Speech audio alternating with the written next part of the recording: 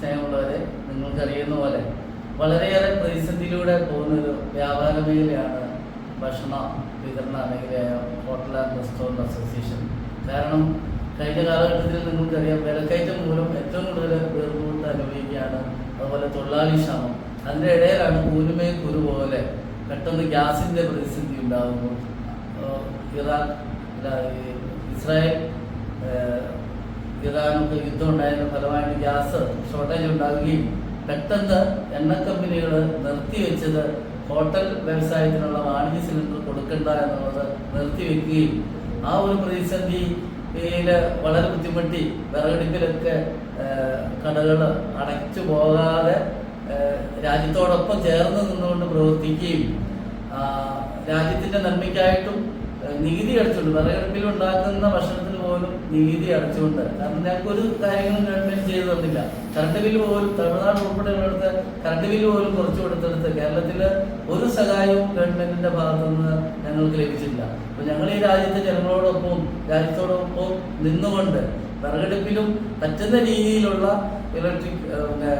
ഇലക്ട്രിക്കലായിട്ടുള്ള ഉപകരണങ്ങളൊക്കെ മേടിച്ചുകൊണ്ട് ഭക്ഷണം കൊടുക്കുകയും അങ്ങനെ ഇരിക്കെ സർക്കാരുമായിട്ടും എണ്ണക്കമ്പനിയോടായിട്ടൊക്കെ ചർച്ചയ്ക്ക് വിളിക്കുകയും ഞങ്ങളെ സമരത്തിലോട്ട് പോകുന്നതുകൊണ്ട് ചർച്ചയ്ക്ക് വിളിച്ച് ഞങ്ങൾക്ക് 62% ഇപ്പോൾ ഗ്യാസ് അനുവദിച്ചിരിക്കുന്നത്. അതുപോലും പൂർണ്ണമായിട്ട് ലഭിക്കുന്നില്ലാത്ത ഒരു ഘട്ടത്തിൽ ഇരുട്ടടി പോലെ വലിയൊരു അന്യായമായ ഒരു വിലവർധനമാണ് ഗ്യാസിലൂടെ എണ്ണ കമ്പനികൾ ഈ വ്യവസായത്തെ നശിപ്പിക്കാൻ വേണ്ടി കൂടിയിരിക്കുന്നത്. അപ്പം അതിൽ പ്രതിഷേധിച്ചുകൊണ്ട് നാളെ വൈകുന്നേരം ഞങ്ങൾ പന്നുകുളത്തി പ്രകടനം പാലയിൽ നടത്തുകയും അതോടൊപ്പം തന്നെ 6-ാം തീയതി 11 മണിക്ക് കോട്ടയം ഹെഡ് പോസ്റ്റ് ഓഫീസിൽ പിക്കറ്റിംഗ് ധർണയുമുണ്ട്.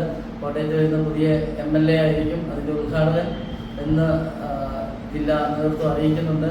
അതോടൊപ്പം തന്നെ ഞങ്ങൾ 6-ാം തീയതി കടകൾ അടച്ച് ഈ ഗ്യാസ് വിലവർദ്ധന വർദ്ധിപ്പിച്ചത് പിൻവലിക്കണമെന്നുള്ള ആഹ്വാനമായിട്ട് കേരളത്തിലെ എല്ലാ ഹോട്ടൽ ആൻഡ് റെസ്റ്റോറൻറ്റ് അസോസിയേഷനിലെ അംഗങ്ങളും അതോടൊപ്പം ഞങ്ങളുമായിട്ട് സഹകരിക്കുന്ന എല്ലാ ബേക്കറികളും മറ്റ് തട്ടുകളും ഉൾപ്പെടെയുള്ള എല്ലാവരോടും സഹകരിക്കാൻ ഞങ്ങൾ അഭ്യർത്ഥിച്ചിട്ടുണ്ട്. കാരണം ഇത് ഞങ്ങളെ മാത്രം ബാധിക്കുന്നൊരു പ്രശ്നമല്ല, ഈ വ്യവസായത്തെ മൊത്തം ബാധിക്കുകയാണ്.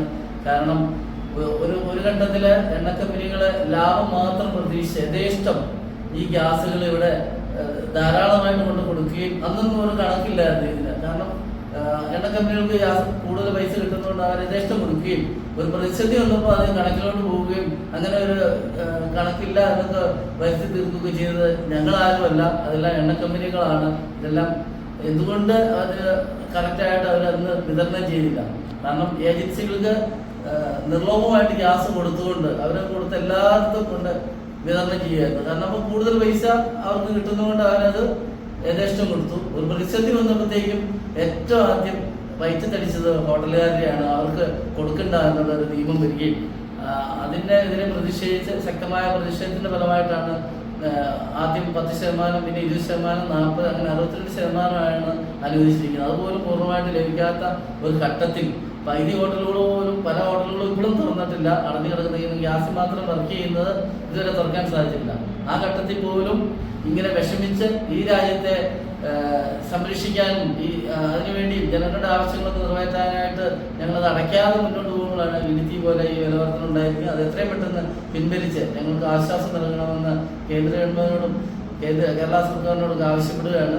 അതിൻ്റെ ഫലമായിട്ട് നാളെ ഞങ്ങൾ പാലയിൽ പ്രകടനവും 6-ാം തീയതി ഞങ്ങൾ കടലടച്ച് ഈ പ്രതിഷേധം ആചരിക്കുകയും ചെയ്യുകയാണ്. Thank you. ഇപ്പോൾ വർക്കിംഗ് പ്രസിഡന്റ് പറഞ്ഞതുപോലെ തന്നെ ഞങ്ങൾ സമരമുഖത്തേക്ക് വരാൻ ആഗ്രഹിക്കുന്ന ഒരു സംഘടനയുടെ വക്താക്കളല്ല. തീർച്ചയായിട്ടും ഞങ്ങളുടെ സംസ്ഥാന കമ്മിറ്റി ഇതിനു മുമ്പ് കടയടപ്പ് സമരം പറഞ്ഞെങ്കിലും അന്ന് സെൻട്രൽ ബന്ധപ്പെട്ട വകുപ്പ് മന്ത്രിയെ, അതുപോലെ സ്റ്റേറ്റ് ഇന്ത്യൻ ഓയിൽ കമ്പനി ഇവരുടെയൊക്കെ ചർച്ചയെ മാനിച്ചുകൊണ്ട് അന്ന് ഞങ്ങൾ കടയടപ്പ് സമരം മാറ്റിവെച്ച അല്ലെങ്കിൽ അങ്ങനെ മാറ്റിവെക്കാൻ ആഹ്വാനം ചെയ്ത ഒരു സംഘടനയുടെ വക്താക്കളാണ്. അപ്പോൾ തീർച്ചയായിട്ടും ഞങ്ങൾ ഈ ഒരു അവസ്ഥയിലേക്ക് വരാൻ കാരണം സത്യത്തിൽ ഇപ്പോഴത്തെ ആ അവസ്ഥ തന്നെയാണ്. നമ്മൾ മനസ്സിലാക്കണം.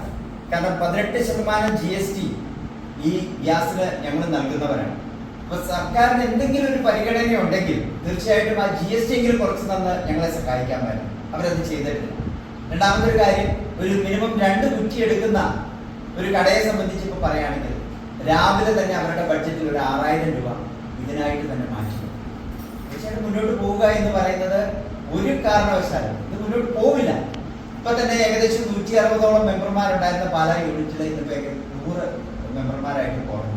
അത് ഇനിയും കുറെ കൂടെ കുറയാനായിട്ട് പോവുകയാണ്. ഞങ്ങളുടെ ഏറ്റവും കൂടുതൽ ചേർന്ന് നിൽക്കുന്നത് ഞങ്ങളുടെ സാധാ ജനങ്ങളാണ്.